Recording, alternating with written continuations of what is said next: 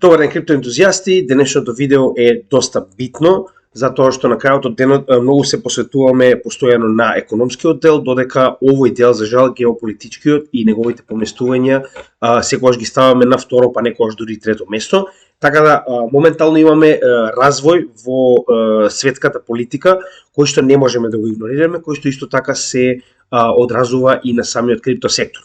Така да ќе мораме да на некој начин направиме соодветно видео за апдейт, затоа што ако веќе сте огледали нашиот канал порано, имавме направено соодветно видео за првите конфликти уште пред прилика 6 месеци, кои што има поврзано со криптосекторот и како тоа го прават. Моментално ова се засили многу, така да верувам дека е време за соодветен апдейт, каде што ќе направиме моментално нова споредба на ситуацијата во светот и сите конфликти кои што се активни, со тоа како сето ова може да се одрази на криптосекторот. Сега, првенствено пред да почнеме, значи знаете и сами дека за жал на ова видео највеќе ќе се зборува за БРИКС и НАТО.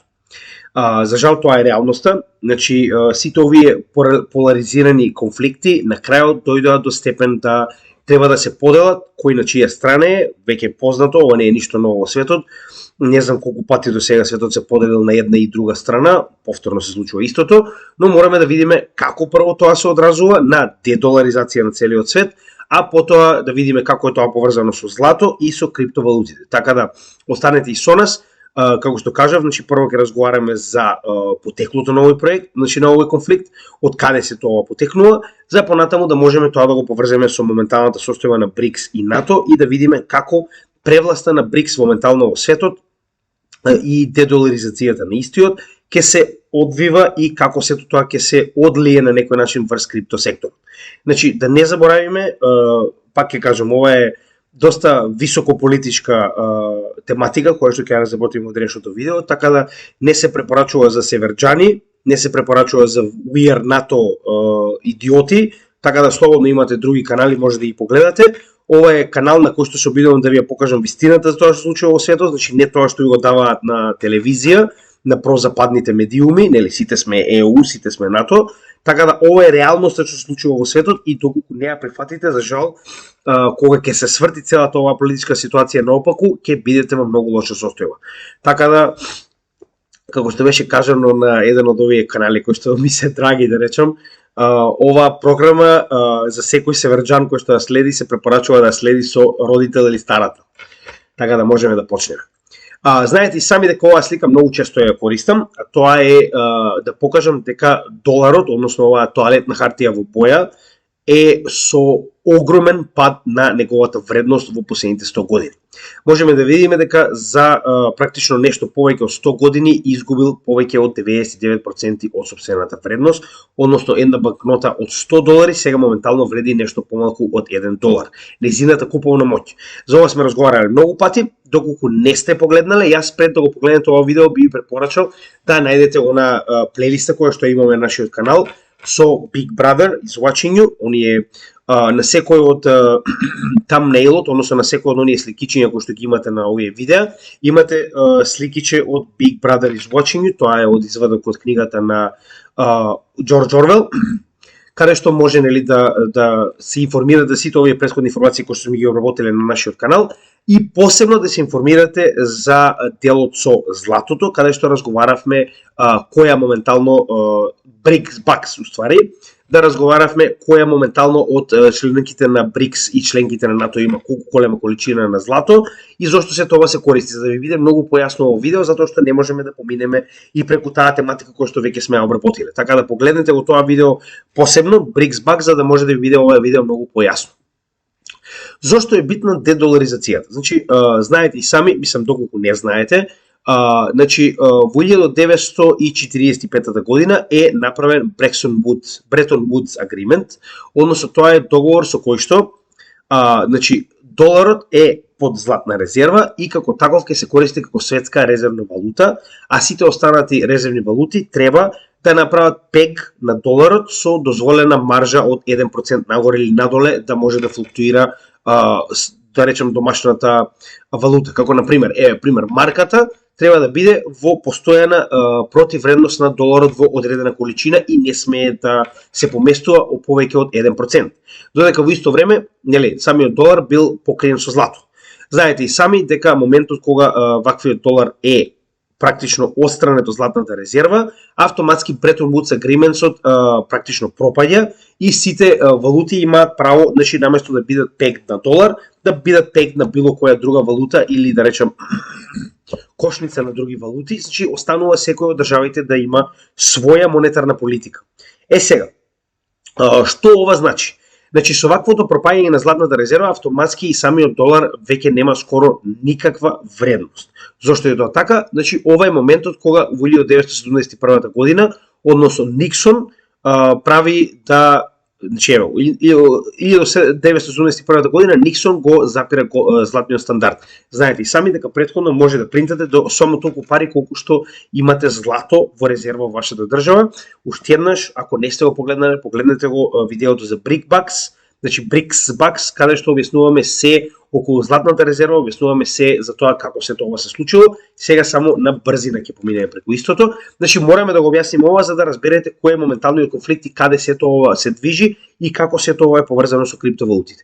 Значи со ваквото престанување на златната резерва, автоматски сите овие валути имаат право да одбираат што понатаму ќе прават со сопствената валута и како ќе ја балансираат. Со тоа што голем дел од златните резерви во текот на овие години, од 1945 до 1971 година, се испратени во Англија и во Америка како, да речем, најдалечни земји или најсигурни земји од Советскиот сојуз во тоа време кога трае златната војна.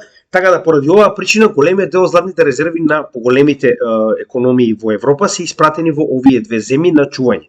Посебно во Америка, каде што би биле далеку од рацете на лошите совети, да, нели, случајно ако направат инвазија на Европа, да не можат да ги дограбат. Така да.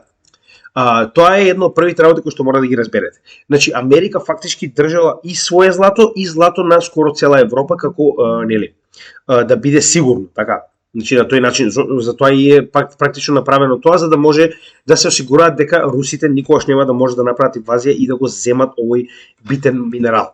Сега, како тоа се одигра во последни неколку години, може да видите и сами, односно, 2017 година, Германија 31 билион долари вредено злато го пренесува од Франција и Њу Јорк назад во Германија. Односно, ваквите договори веќе очигледно далеку одамна се завршени и секоја од европските земји се обидува да си го врати златото назад. Ќе поразговараме зошто е тоа така, кога ќе стасаме до BricsBucks повторно, но сега за сега мора да видиме дека недовербата во НАТО сојузот е се поголема и се поголема, колку и да вас ви е тоа проблем. Извинете, тоа не е мој проблем, така кажуваат доказите. Следно, значи Холандија 122 тони злато вратени од Америка директно во Холандија. Значи на тој начин фактички вие се осигурувате дека вашите златни резерви се во ваши раце и ништо не може да ни се случи. Тоа е таа доверба во НАТО очигледно. Полска 4 билиони вредно злато вратено од Лондон назад во Полска. Значи ова се, како што може да видите и сами, не толку стари вести, 2019 година. Ова е од 24 ноември, ова е од претходната година, ако не се лажам, да? Германија 2017 година, Унгарија 2018 година, одлучува да си го врати целото злато дома. Значи повторно Унгарија, Германија, сите овие држави реално биле многу блиску до Советскиот сојуз и биле загрозени дека тоа ќе се случи. Гледаме дека тоа се случува и со Унгарија, истото се случува и со Австрија, со тоа што конечно успеваат целосно да го претфрлат своето злато во 2022 година и овде ќе има дури еден диаграм, само момент, каде што можеме да видиме дека 2015 година, гледате колку малку имале злато во сопствена, значи отприлика 50 тони, така, во сопствената држава. До 2020 ова се зголемува скоро трикратно, 140 тони, во Швајцарија има 56, нормално ја користат како неутрална земја. И, значи, гледаме дека во Англија истите имале зачувано 224 тони злато, од кои што сега моментално се останали само 84. Гледаме дека секој се обидува да си го врати златото. Истото и со Турција, 90% од златните резерви од Лондон си ги враќа назад во Турција. Значи, гледате дека сите овие главните економии на западната страна, нели, таа демократската, позитивната страна, очигледно нема доверба еден во друг и ги бараат овие златото да биде вратено назад. Не велам дека на тој начин се гледа дека имате доверба во некого или не, но нормално очигледно има причина зашто сите овие земји во последниве неколку години си ги вратиле своите златни резерви назад во сопствената земја. Сега, единствена, значи, како што знаете и сами, во 71 златото практично нема никаква улога веќе во вредноста на доларот. Затоа што се свесни дека без никаква вредност во позитивна на доларот, истиот ќе престане да постои многу брзо на пазарот. Само 2 години подоцна Америка склучува договор со Саудиска Арабија, во која што, значи, договорот е дека ќе добијат заштита, затоа што Саудиска Арабија е најголемиот производител и земјата со најголеми резерви за нафта, која што во тоа време Америка очигледно сваќа дека е еден од најбитните ресурси во светот, па така да во оваа ситуација ваквиот договор го користи со цел да ја утврди повторно моќта на доларот, затоа што очигледно Бретон Вудс не важи, со оглед на фактот дека истите го тргаат доларот од златната резерва и на тој начин дозволуваат сите други валути да можат да си ги на некој начин корелираат како сакаат во однос на нивната вредност. Во 73 година ваквиот договор, просто кажано, значи ние ќе обезбедиме Саудиска Арабија и никој нема да може ниту да ја нападне, ниту пак да ги нападе вашите резерви на нафта, додека во исто време целиот свет, значи затоа што Саудиска Арабија е лидерот на ОПЕК во исто време, ќе прифати долар како единствена валута по која што ќе може да се тргува за размера на нафта. И од 73-та па наваму, како што можеме да видиме и сами, значи многу е корелирана вредноста на доларот со вредноста на нафтените деривати, затоа што вие за да може да тргувате нафта, да купите и да продадете, едноставно мора да држите долари, затоа што никој нема да ви ја продаде доколку не ја платите во долари. Па затоа и овде ќе имаме еден мал диаграм за да го објасним тоа. Значи многу едноставно, сите овие ОПЕК членки во тоа време се договараат дека само доларот ќе биде валута по која што ќе може да купите и продадете нафта. И на тој начин, затоа и се нарекува петродолар, тоа е уствари моќта на доларот до моменталнава ситуација. Значи, беше. Зошто го велам тоа? Значи, сега мораме да објасниме зошто е тоа битно. Многу од луѓето во светот мислат дека армијата на Америка е причината поради која што истата е светска сила. Не. Значи, не. Главната, да речем, се уште сила која што Америка ја држи во целиот свет е нивниот долар, кој што за жал се уште е резервна валута во светот. Односно, во моментот кога овој долар ќе биде отстранет од резервна валута во светот, автоматски доминацијата на Америка веднаш ќе колабира. Зошто го велиме тоа? Уште еднаш ќе напоменам. Ако не сте го свестили, значи ако не сте свесни за тоа до сега ќе бидете, од кој ќе ви кажам следниот пример. Зошто целиот свет седи и чека да види како Федералната резерва ќе одлучи во однос на rate hikes?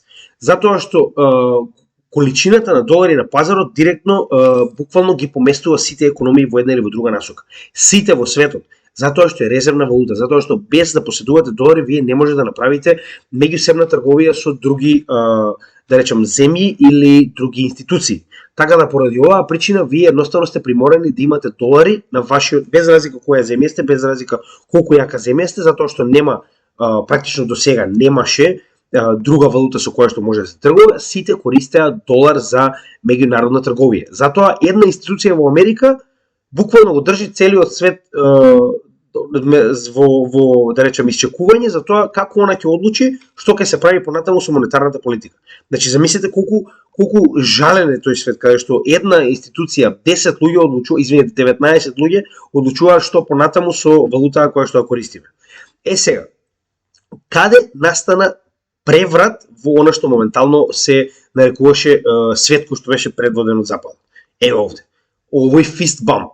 Значи, кога дојде на кралот на Саудиска Арабија да му направи фист бамп, овој сенилниот, тогаш дојде до преврат на целата оваа ситуација, каде што дојде дедово да ги моли у Саудиска Арабија да ја зголемат производството на нафта, затоа што моментално без зголемено производство на нафта, затоа што истото војна, знаете како е, секој прави стокпайл, секој прави резерви на нафта, очигледно се повеќе и повеќе поскапуваше цената на горивата. Ако се сеќавате, тоа беше негде во 2021 година, пред почетокот на ваквиот проблем кој што сега го имаме, и 2022 за целиот овој бер маркет, каде што Саудиска Арабија официјално за прв пат во историјата го одби, односно не сакаше да го зголеми своето производство затоа што на тој начин ќе намали цената по која што може да ја продава својата нафта.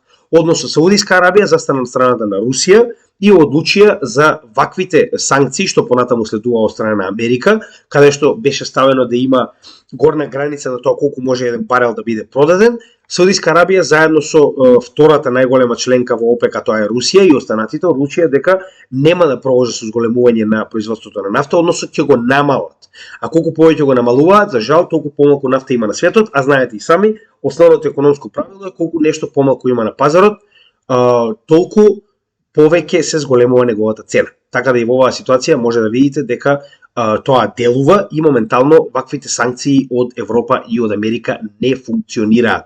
Кој да ви каже обратно, ве лаже, проверете и сами, ваквите санкции не функционираат. Како и да е. Ова беше почетокот. Во моментот кога Саудиска Арабија се дрзна да се сврти против Америка и да им каже дека едноставно сега за сега не сакаат да го направат тоа што они го бараат од нив, автоматски вие имате распаѓање на ваквиот договор каде што заштитата е заменета за петродолар. Така да, можеме да видиме дека веднаш после тоа, сега, тоа е првата причина, а втората причина која е? Вие не може да барате од главниот лидер на ОПЕК да прави што сакате, а вие најавувате дека и Обединетите американски држави и Европа до 2050 треба да бидат карбон неутрални, односно да не користат веќе фосилни горива. Значи вие фактички прво им налагате што треба да прават на ОПЕК, а второ им кажувате дека до 2050 година на еден или на друг начин веќе нема да им треба, нема да ви треба нивниот главен ресурс. Така, значи кога ова го правите, вие автоматски што сте направиле? Вие автоматски сте си пукале во стапало. Зошто е тоа така? Затоа што вие им кажувате дека во наредниве 30 години планирате да престанете да купувате од нив. И нормално е тоа што се случи моментално со Саудиска Арабија што го направи, да се сврти кон источниот свет. Затоа што и Русија, и Кина, и Индија, сите овие членки на БРИКС немаат вакви амбиции барем сега за сега, иако е ова лошо. Значи ова е лошо за климатските промени, да бидеме реални, но тоа за жал не ги интересира големите економии, а ние мораме да гледаме како се движи економијата ако сакаме да бидеме во профит. Тоа е реалноста. Значи без разлика како тоа се одразува на климата, за жал мораме да гледаме како се движи целата оваа политика за да бидеме на правилната страна кога економијата ќе се сврти обратно. Зошто е тоа така? Еве прост пример. Значи уште во тоа беше 2019, извинете, средината на 2022 година, веќе Саудиска Арабија најави дека планира да почне да тргува со Кина во ЮН, што значи дека автоматски ваквиот договор за петродолар опаја. И со тоа и последната сила која што ја има доларот во светот. Со тоа што тоа беше само најава за, еве сега, само запишете на Google, значи oil no longer traded in dollars. Гледајте го. Значи повеќето, пазете го, поголемиот дел од нафтата се уште се продава во долари.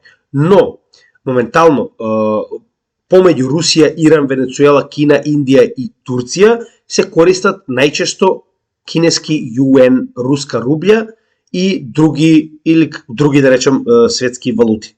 Значи сваќате што се случува? Едноставно постепено се детронизира доларот од ова предходно, да речем, целосно, како да кажем, целосна превласт на доларот како валута за меѓусебна трговија, како во случајов со нафтата, така и во случај со било каков друг тип на меѓусебна размена на ресурси помеѓу државите. Така да поради оваа причина гледаме дека постепено се врши дедоларизација на светот. Тоа е реалност и тоа се случува. Значи повторно, јас не верувам дека Google кој што е поседуван од Америка би се дрзнал вакво нешто да напише ако тоа не е вистина. Како и да е. И многу битна следна работа е тоа што БРИКС направи договор помеѓу нив да сите членки од БРИКС, односно Бразил, Русија, Индија, Кина и Јужна Африка акумулираат што може повеќе злато. До пред некое време не беше познато зошто, но сега се повеќе и повеќе почнува да биде познато зошто е тоа така. Сега, ова беше основата за која што мораме да поминеме за да сватите што моментално се случува и зошто Америка е толку во паника во однос на целиот свет и сите конфликти кои се случуваат, затоа што моментално ја губи својата превласт поради доларот кој што пред тоа беше единствениот начин за меѓусебна соработка и меѓусебна трговија. Моментално гледаме дека тоа постепено го снемува. Сега, Ова, како што знаете и сами, е мапа на конфликтите кои што моментално се во светот, за кои што прво ќе ги елиминираме оние кои што не ни се битни, а понатаму ќе се фокусираме на моменталната подоба која што за жал се случува, а тоа е БРИКС и НАТО, и нели нормално постепено ќе разговараме за тоа што сето ова значи и како сите овие конфликти на некој начин постепено се зголемуваат на оваа мапа во поделба на страни на една и друга. Значи, како што кажеме, БРИКС и НАТО. За жал тоа е реалноста. Сакале ви или не, тоа е едноставно реалноста. Сега ќе ви го покажам. Значи, имам отворено вести, табови информации кои што ќе ви покажат дека за жал се повеќе и повеќе светот повторно станува биполарен, односно имаме поделба на западни идиоти, западни демократи. Значи, тоа е Европа, Северна Америка, заедно со Канада нормално, Австралија и Јапонија, кои што мислат дека се центарот на светот, нормално останатото не се рачуна како цивилизација, и целиот остаток од светот. За жал, тоа е реалност. Сега, прво и најбитно што мораме да елиминираме се конфликтите во Африка. Значи, конфликтите во Африка, посебно овие во Централна Африка, како Етиопија, Конго, сите овие едноставно не се битни за ситуацијата со криптовалутите, со исклучок на овој, а тоа е Централната Афричка република, која што знаете и сами дека го адаптираше биткоин за светска, за моментална валута на вредност во сопствената земја, со тоа што се уште не знаеме како ќе се одрази, знаеме дека биткоин е валута која што може да користите наместо кеш во оваа држава, но се уште не знаеме како ќе се одрази затоа што се уште немаме ни соодветни вести во однос тоа што се случува со овој конфликт во самата држава. Додека останатите конфликти кои што можеме да ги видиме на оваа мапа не се поврзани на никој начин сега за сега барем со криптовалутите, но се поврзани со БРИКС повторно. Затоа што има многу голем број на членови на Афричката лига, односно афрички држави кои што сакаат да станат дел од БРИКС. Ќе поразговараме малку подоцна за тоа, но прво да ги кажеме кои се главни и да видиме кои од овие. Сега, како што кажавме, сите овие конфликти околу Саудиска Арабија моментално се на некој начин пред потенцијален крај со исклучок на Палестина и Израел, кој што е најфашистичкиот конфликт што јас сум го видел после Втора светска војна, каде што нормално оние кои што биле жртви на фашистите сега се фашисти. Сега, освен, значи сите овие конфликти кои што ги гледате околу, со исклучок на Палестина и Израел, како и конфликтот помеѓу Афганистан и Пакистан, се на некој начин елиминирани затоа што ќе покажем уште еднаш БРИКС успеа да воспостави мир помеѓу Саудиска Арабија и Иран, но малку подоцна за тоа. Моментално главни конфликти, верували или не, се Украина, нормално, како и секогаш, и Тајван. Тоа се двата најглавни конфликти на кои што мораме да се фокусираме, затоа што тоа се двата најглавни конфликти за двете најголеми членки во БРИКС. Значи, тоа е реалноста, да бидеме јасни.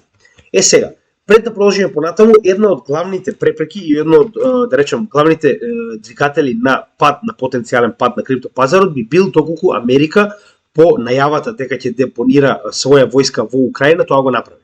Имајте го предвид уште еднаш кога напоменам тоа е огромна ескалација, тоа е практично почетокот на Трета светска војна.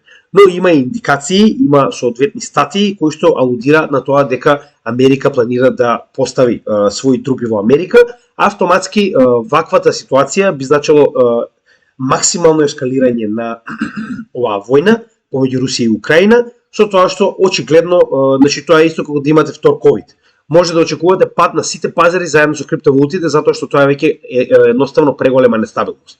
И исто така нормално Тајван, значи ова се двата конфликти кои што јас очекувам да донесат директно на двата, значи и на традиционалните пазари и на криптопазарите, едноставно болка, значи намалување, доколку се случи да Кина направи инвазија на Тајван, каде што Америка е едноставно приморана да го брани затоа што самата постојано кажува дека ќе го брани и сега веќе нема избор освен да го брани.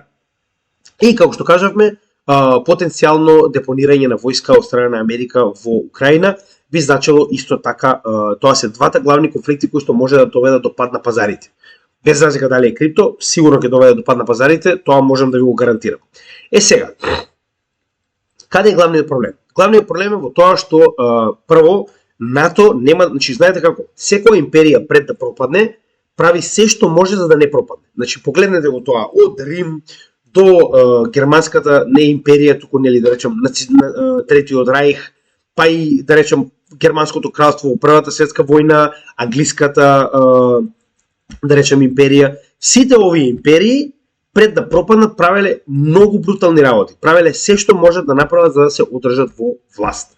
И моментално, поради ваквата дедоларизација, НАТО, односно Америка, значи НАТО не постои, тоа постои Америка и вазали на Америка.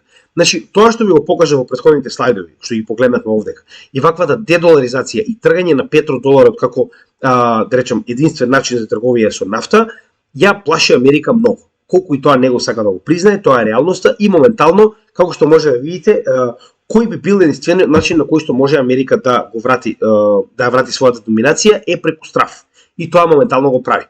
Значи можеме да видиме дека Америка користи средства на застрашување уште од самиот почеток кога да речем била рачуната како светска сила, а сега веќе тоа го интензивира многу, со тоа што и ваквата најава за праќање на војска во Украина е ништо повеќе освен закана. Значи тоа е само сега за сега празна закана, ако тоа го направат, тоа ќе биде многу голем проблем за нив, не знаат каде отишле, ова не е Виетнам, како и да е, останува да видиме. Истото го прави на многу места и сега постепено ќе го покажеме тоа како моментално со закана се обидуваат да ја вратат моќта на Америка и да наметнат повторно користење на доларот.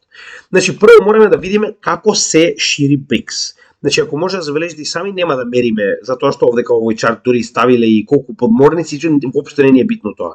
Трета светска војна за жал нема да заврши добро за никој, тоа да бидеме реални. Така да јас се уште не верувам дека ќе има трета светска војна, но ќе има постепено искоренување на Америка и нејзино изолирање заедно со западните европски идиоти, а зашто тоа ќе ви го покажам сега. Значи вака, прво да не заборавиме дека НАТО со се партали не е ниту 1 билион. Додека за разлика од тоа БРИКС представува 3,2 билиони и тоа ова е дури малку застарена карта ако не се лажам од една година. Значи 3,2 билиони тоа е практично една третина од целата популација на светот. Значи прво и најбитно е тоа што самите по себе се една третина од целата популација, овде ќе имате една шестина.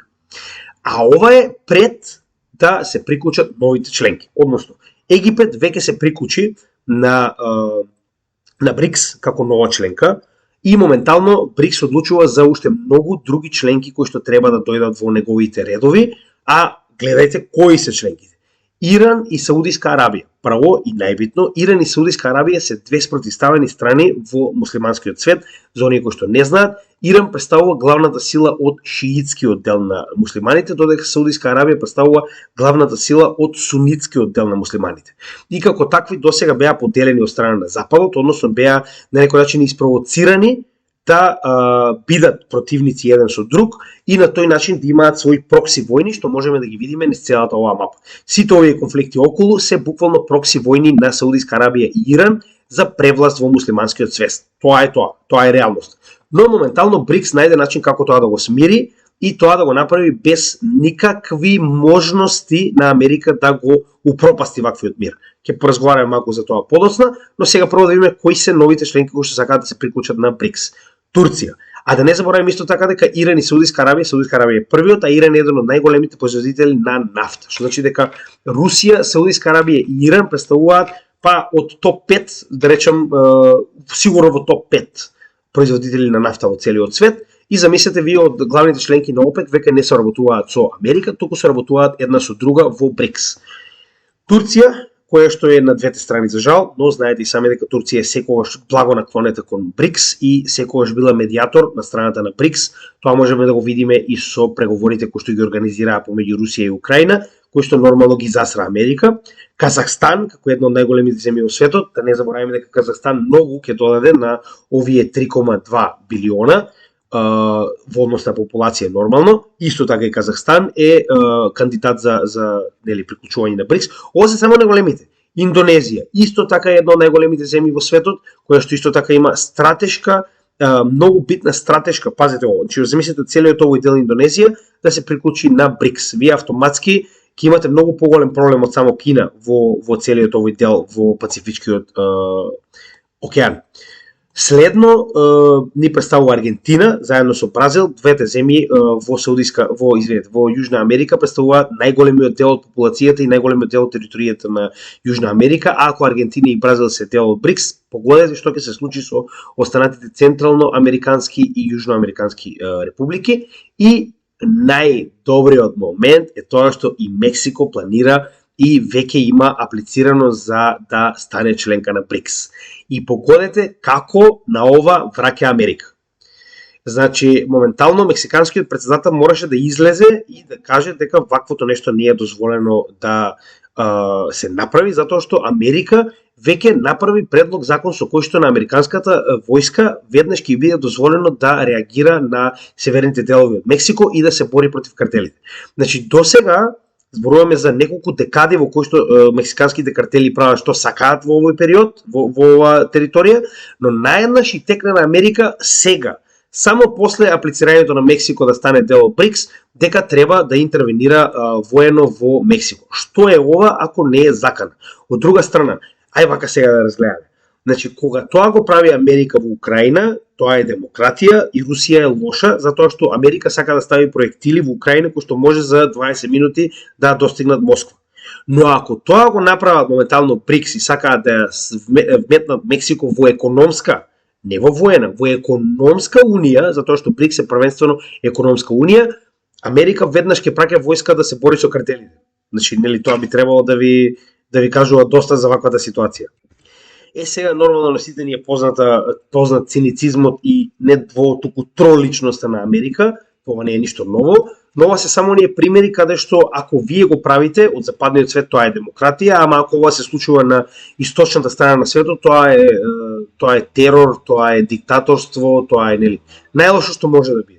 И ова е моментално мапата на моменталните членови на БРИКС, како и оние кои што се обидуваат да се приклучат. Со тоа што овдека не ги спомнавме Алжир, Нигерија, Сенегал, значи гледате Никарагва, исто така и Венецуела, не знам зашто не е ставена на мапава, значи тоа се членки кои што сакаат да се приклучат на БРИКС. Сега, тоа е уствари во однос на тоа да погледнете дека најголемиот дел од светот, за жал, ќе биде дел од БРИКС на еден или на друг начин, што значи дека овие 3,2 билиона најверојатно ќе порастат на повеќе од 5.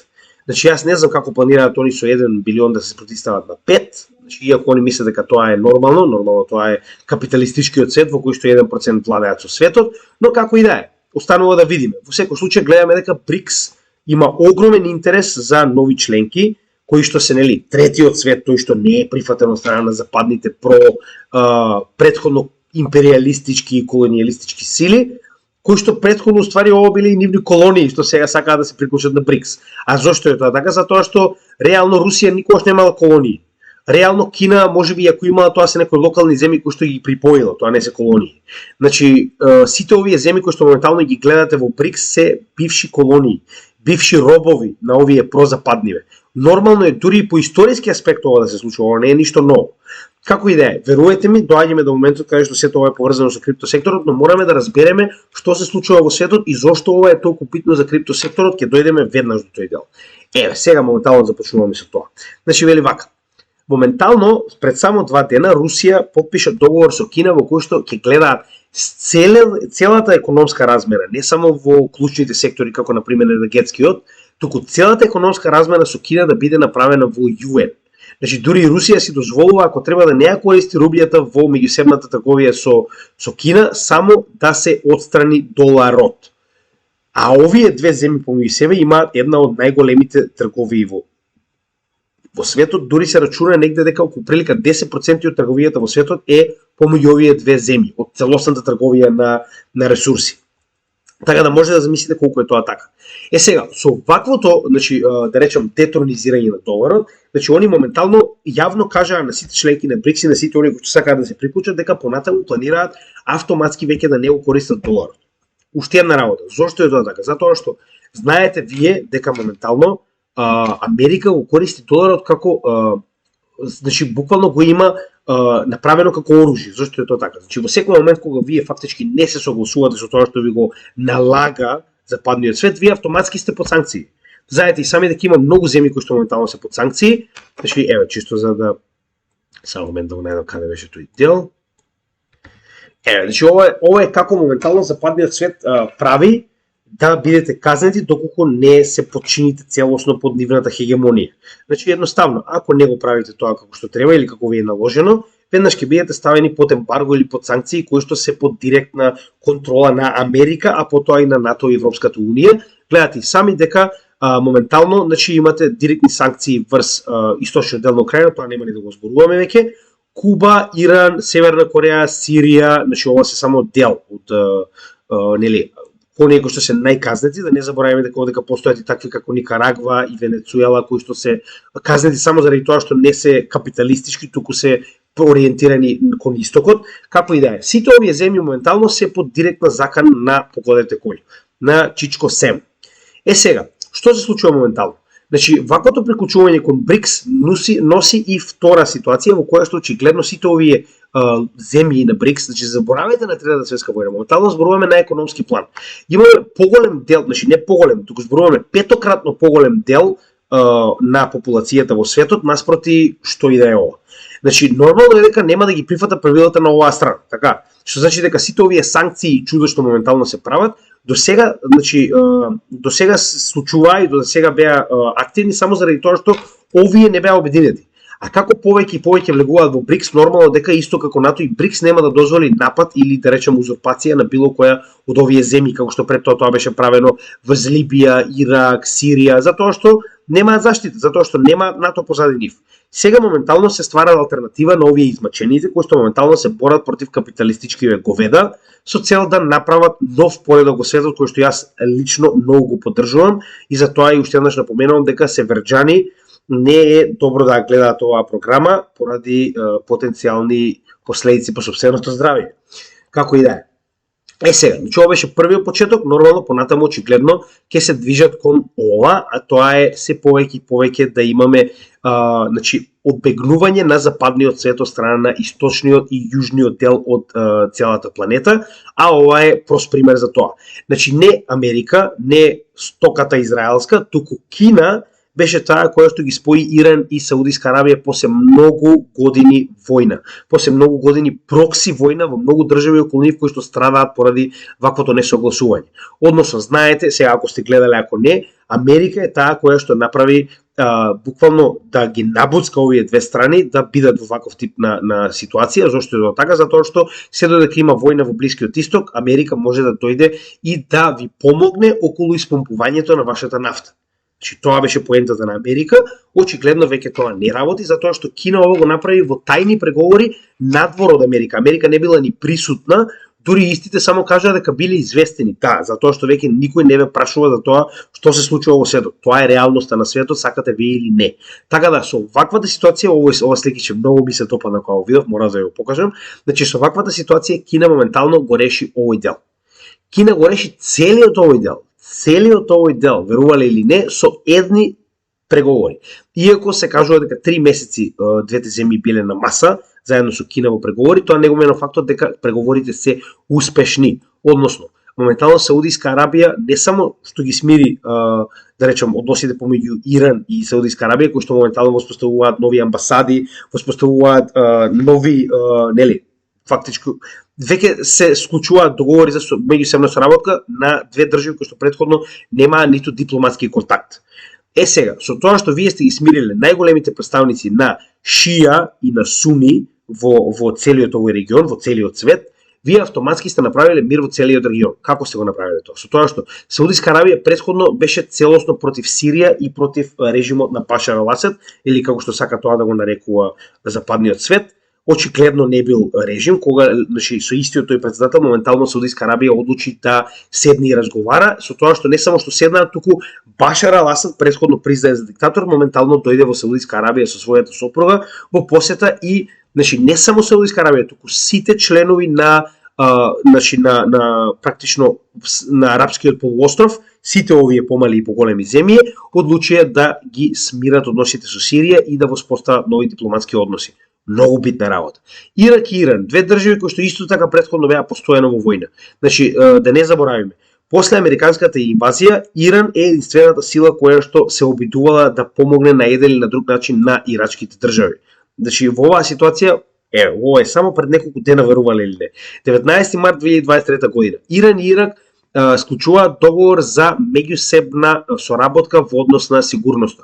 Знаете ли колку им се допаѓа на овие тоа што моментално се случува на Блискиот Исток? Воопште. А уште побитно, знаете ли колку ич не му се допаѓа тоа? На овие. Овие нека му мислат што ќе се случува сега кога целиот Близок Исток се движи кон комплетно смирување на страстите. Значи, ако вие сте гледале на оваа мапа, овде ќе има 20 точки уште од почетокот на историјата. Значи, секогаш има највеќе војни овде. Со тоа што војната во Јемен запра, значи сега ќе поразговараме во однос на самите конфликти, значи војната во Јемен запра, затоа што војната во Јемен беше прокси војна каде што хутите беа наоружени од страна на Иран, кој што моментално се на преговарачка маса со армијата која што е инвазиона армија од страна на Саудиска Арабија, со цел да се смири целата оваа ситуација во Јемен. Истото се случува моментално и во Сирија, каде што официјално двете страни кои што се најзаслужни во оваа ситуација се армијата на Иран, која што моментално води прокси војна овдека, против Израел, како и барем до тогаш Саудиска Арабија беше против целата оваа ситуација, затоа што веруваше, значи заедно сами и Сирија како и Иран се шиитски држави, тоа е проблем помеѓу нив како муслимани.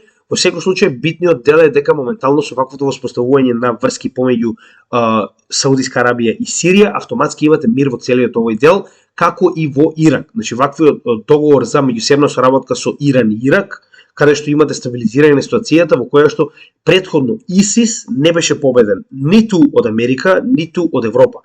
ИСИС беше победен од коалиционите сили на Иран и Русија, кои што се во блиска соработка и до ден денеска се уште се борат со остатоците од ИСИС, како во Сирија, така и во Иран.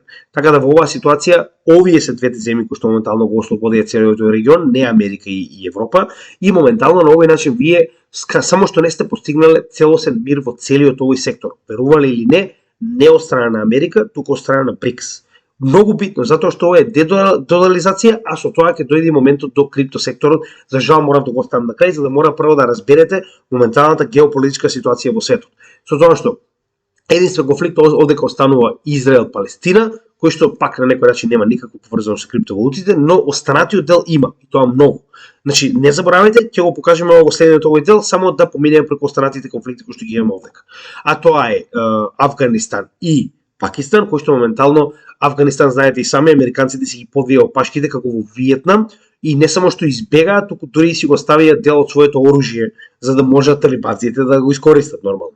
А моментално Пакистан има проблем за тоа што ПКК, односно дел од талибанското движење кое што е практично започнато во самиот Пакистан, кој што се борели во Афганистан, се враќа назад за да направи голем калифат и се обидуваат да го ослободат Пакистан. Значи, на некој начин нема поврзано со криптовалути, исто и ситуацијата во Мјанмар. Иако Мјанмар моментално побара од, ако не се лажем, исто така од Ripple да му помогне во правење на CBDC, но генерално тоа не е поврзано со крипто, како што знаете и сами. И овдека е веќе проблемот со Јужното море, каде што пак на некој начин ова е конфликт во кој што кој има право на да го користи и да го поседува Јужното море, додека Северна Кореја исто така има поврзано со криптосектор. Сега, значи се враќаме на моменталната ситуација. Рековме со ваквата ситуација во која што Кина направи мир во целиот Близок Исток, автоматски вие имате ситуација во која што овие арапски земји прашање на време е кога конечно ќе ги стабилизираат односите помеѓу себе и ќе направат конечно за прв пат во модерната историја модерен и стабилен регион во целиот тој сектор. Но во исто време, сега, каде е тука битниот дел за криптовалутите, доаѓаме до најбитниот дел од ова видео. Ева вака. Значи, ваквите ембарговци, санкции до сега функционираа затоа што немаше опција како да бидат надминати. Но сега има. Тоа е или злато, или криптовалути. Јас за тоа и уште еднаш се навраќам на оно што постојано го кажувам. Во моментот кога една земја ќе почне да користи масовно криптовалути, без разлика дали е тоа во нормална трговија или е за набивување на санкции, колку е поголема оваа земја, толку повеќе остатокот од светот нема да има веќе каде да оди. Значи ќе мора да прифати тоа што моментално е неизбежно, а како што можеме да видиме се повеќе и повеќе, значи тоа се случува. Значи Иран, пазите го, Иран, значи како држава, дозволува да се користат криптовалути за импорт и експорт, односно за размена во трговијата на светско ниво, за да ги надмине санкциите. Зошто е тоа така? Затоа што овие санкции не функционираат кога вие имате криптовалути. Значи вие не може со SWIFT да ги забраните криптовалутите кои што моментално на држава и користи за трговија, а тоа го прави Иран. Не само Иран, исто така и Русија. Моментално, ако се сеќавате, ова го напоменавме многу пати, сега е малку поместено, требаше да биде овој месец. Значи Сбербанка, една од најголемите банки во Русија, официјално отвара децентрализирана платформа за тргување на било каков тип на криптовалути на Етериум во мај. Така да тоа е со дозвола на Русија, замислете банка кој отвара ова. Така, значи ова е прв пат да слушнеме во историјата на светот дека банка отвара децентрализирана менувачница за криптовалути, со тоа што Русија не застанува овде, туку моментално гледайте, значи ова е најава уште од претходната година, но веќе не знаеме дали се случува или не. Односно, Русија или еден од оние lawmaker, практично ова се да речем members of parliament или членови на парламентот, предлага да се користи биткоин за трговија на природни ресурси, односно на во случајов газ и нафта.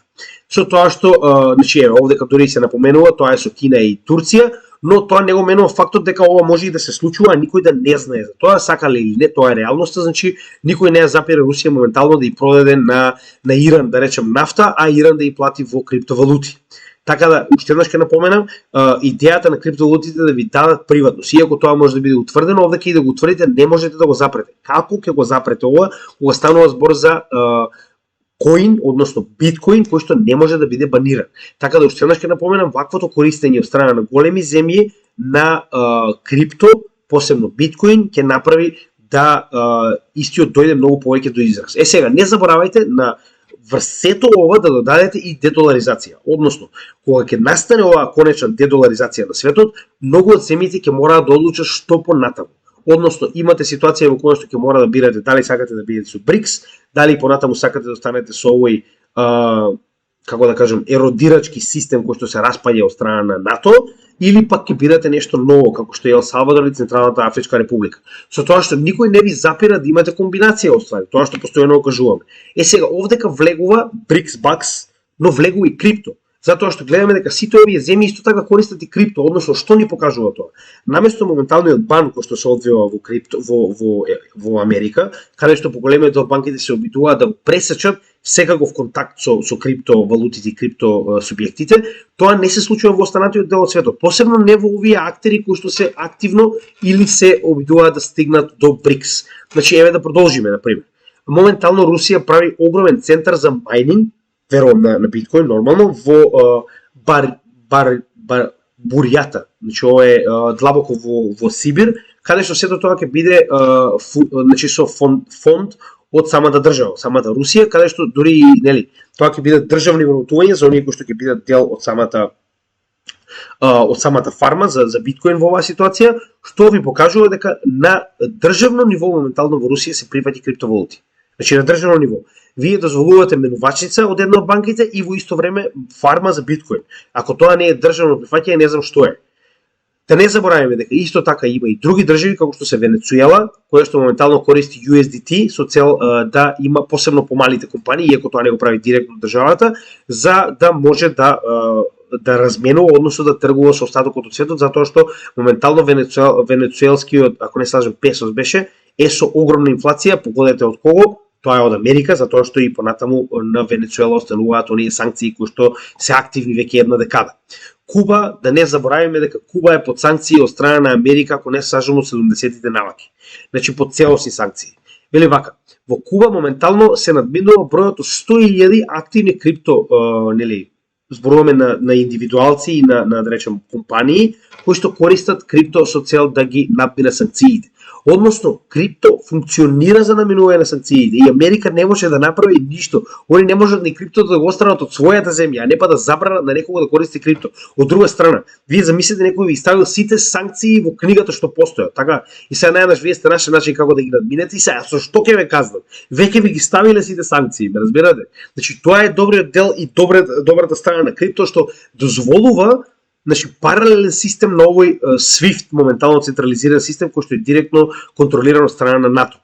Значи сакале или не, ова е начин на кој што гледаме дека многу земји функционираат. Северна Кореја, да не забораваме дека Северна Кореја дури има и голем дел од хакерите кои што работат на ниво на Северна Кореја се директно под фонд, односно под инвестиција од самата држава, која што буквално им дава целосен пристап до сега што треба да направат со цел да направат профит во криптовалути кои што го враќаат назад за Северна Америка, Северна Кореја.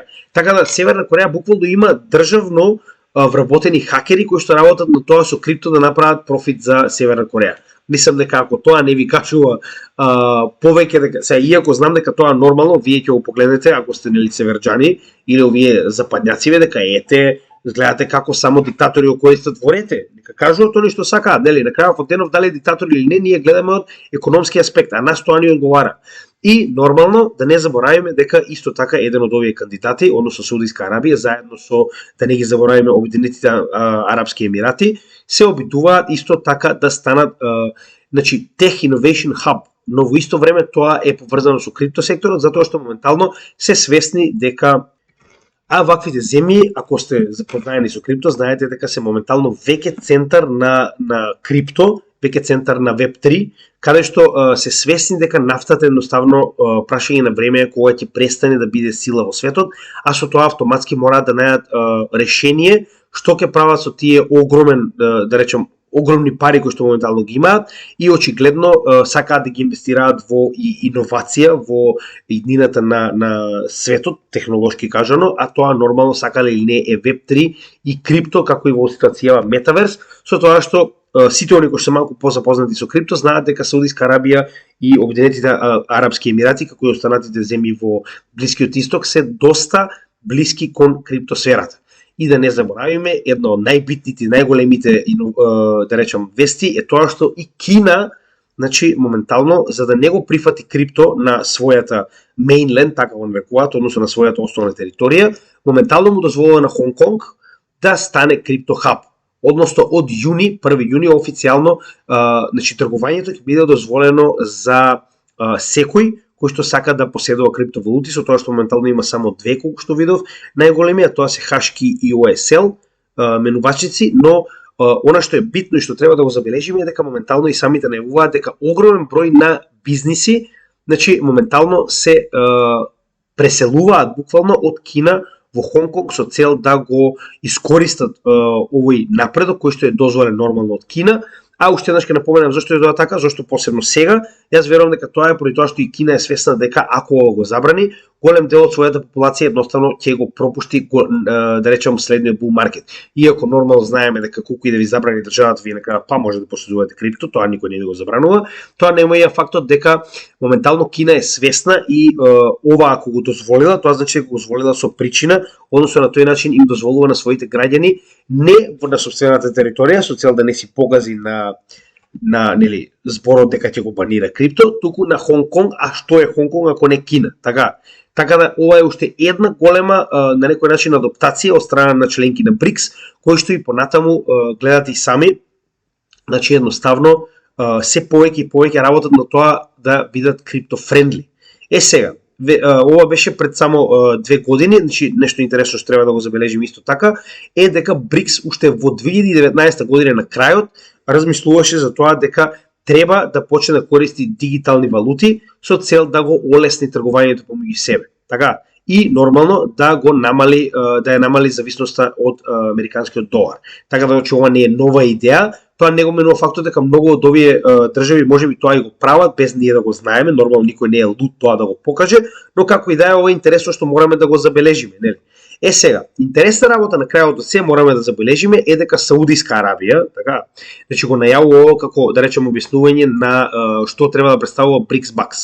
Значи БРИКС Бакс треба да представува во оваа ситуација многу добро објаснето, за почеток ќе биде комбинација од сите валути на основните 5 членки на БРИКС и како таква ќе биде на некој начин балансирана помеѓу сите овие 5 валути со цел да нема превласт нормално и секој од овие држави треба да има соодветно количество на злато кое што ќе го на некој начин стабилизира уште толку ќе стабилизира уште толку оваа нова валута.